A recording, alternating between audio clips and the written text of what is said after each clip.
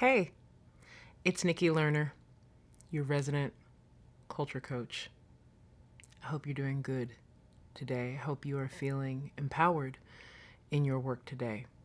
What I want to talk to you about is this idea of defunding your diversity work. You may be in a position right now where your budget has been cut at your company for diversity work. You may be in the position where you, as the senior leader, had to make a decision to cut the funding for diversity work. Seeing this a lot, hearing this a lot from people in organizations who don't know what to do when their funding for diversity gets cut. And usually what happens is it goes from lots of money for diversity work to $0 for diversity work, which in itself is an interesting thing, right? How do we go from all the funding to no funding whatsoever? Particularly if you find yourself in an organization where now you feel very challenged. How are you supposed to do this? How are you supposed to get some of the results that people have been asking you for? Maybe your department is responsible for this. No matter what it is, what do you do?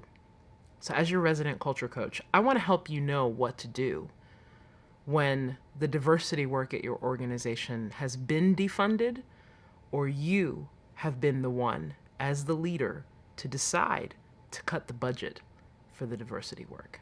The first thing I want to offer to you is, if you are in the position that you are actually the one, or your team was the one who decided to defund the diversity work in your organization. There are many responsibilities that senior leaders have. There are many ways that they have to keep looking at the budget and look at how many staff they have, what needs to be funded, what are the new initiatives that need to be funded, what is the new training that needs to be done, all these things. There are so many reasons that you may have had to cut funding or had to cut the budget for your diversity work. Here are some things that I want you to consider as you are in this space. These are usually the things that leaders miss when a decision like this has to be made. The first thing I want to offer to you is, be sure to communicate to your organization or to your company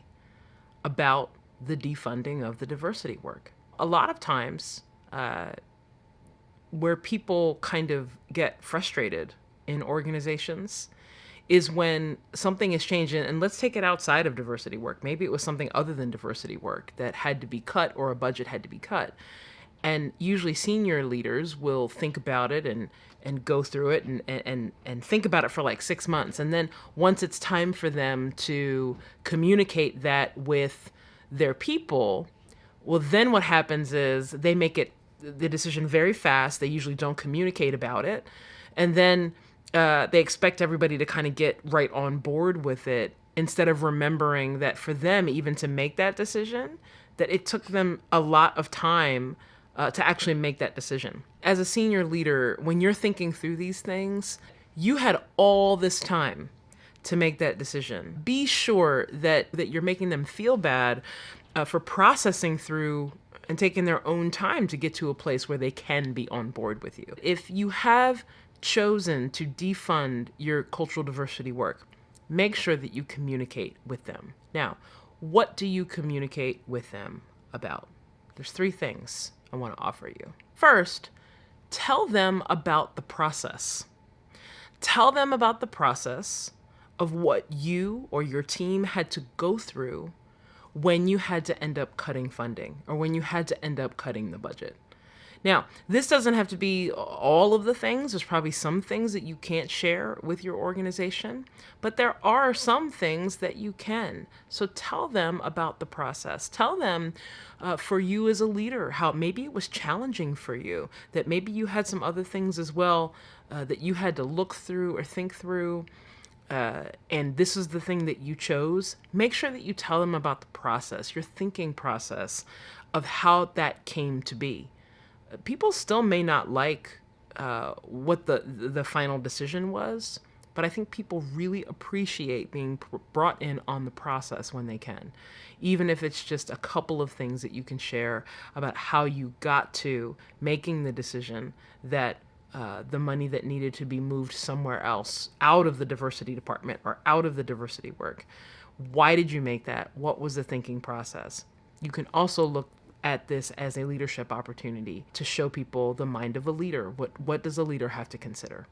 The second thing I want to offer to you is tell them about the plan. This happens a lot with leaders that if the diversity work, the cultural diversity work, has to be defunded, or they've made the decision to defund it, tell people what the plan is instead.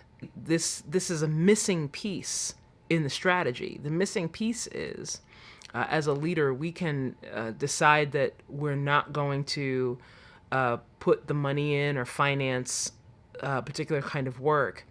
But that doesn't mean that the need goes away. The need is still there.